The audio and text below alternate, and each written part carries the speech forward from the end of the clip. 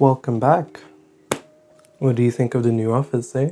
I've been super busy these past few days putting it all together, and I still think this plan is really the star of the show. Anyhow, so today I actually wanted to go over some beginner and maybe intermediate mistakes that I know I made myself as a photographer, and of course how you yourself can avoid them. And of course I'll say beginner a lot, but don't get me wrong, these mistakes can easily happen to even intermediate level photographers and maybe even people above that. So watch till the end because you never know.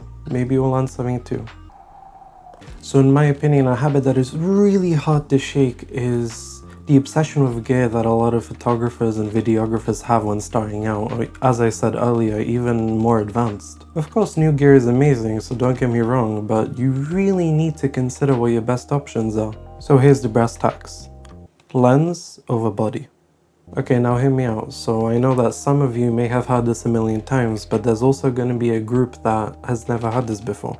So the general reason for prioritizing buying a higher end lens over a body is because typically the benefits of the lens can easily outweigh the new camera body. Pretty much all modern cameras can produce award-winning, stunning photos. However, without a solid lens choice, suddenly your photos are filled with all of these little issues like chromatic aberration, or maybe too soft of an image, the edges are too soft, there's vignetting, and the list really goes on. And suddenly we're back at step one. So get yourself a solid 50mm or a good 24-70, and trust me, you'll thank me later. So now you've got your amazing new 50mm lens, and I know it's insane. It opens up to f1.8 and you can get these cool blurry backgrounds and so much bokeh. But hear me out, not every background needs to be that creamy bokeh we all know and love. Sometimes it's better to step back and crank that aperture up to something like f8. But wait, I'm not saying to drop wide open apertures entirely, don't get me wrong, but just try and learn when you really need that subject isolation and when you instead need to be able to grasp onto that sharpness and wider point of view,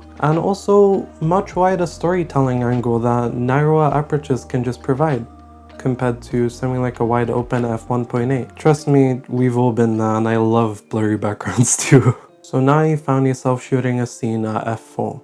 And your shutter speed has to stay high, so ISO is your only way out. Oh, but there's gonna be noise and there's gonna be grain and the photo's just ruined, right? So now you've got two choices. Lose the moment forever or crank up your ISO and get the shot. And then just reduce it to some extent in post.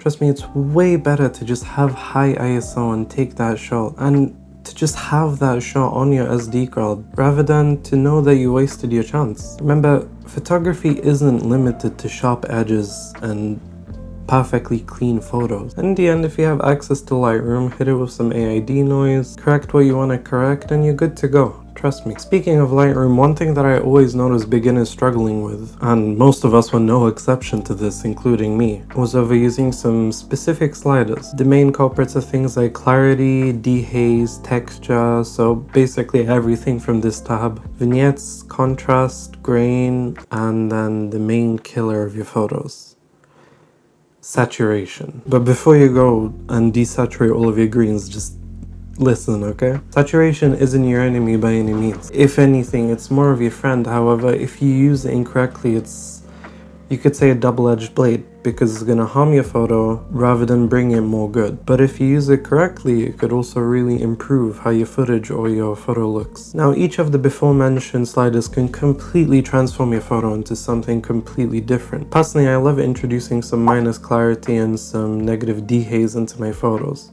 I feel like it makes them look kind of dreamy and more matching to the vision that I have for the photos that I create. However, of course, if I push this too far, my photos would probably look like something went horribly wrong at some point of me taking them. It would be completely soft and filled with haze and would generally look like a mechanical and editing error at that point, so it's quite counterintuitive. So the general idea is less is more. The sooner you learn this, I think the sooner you can start developing your own style in editing and photography as a whole, and of course have your photos looking great. Now, just going back to the series basics, please, please, please, please turn that little wheel on the top of your camera over to M. You should not be shooting in any automatic modes. Maybe with the exception for something like aperture priority or shutter speed priority, but for now, please just stay on manual. Manual will teach you the ins and outs of your camera, and by the end of it, or maybe by about a year forward, you'll be able to pick up any camera and understand how to use it. You'll understand what I guess most people call the exposure triangle, and how to create different effects, like maybe a shutter drag or different types of things of that sort. It's cold. It's been that long, it's cold. Anyway, hope you enjoyed, but for now, go make something that matters.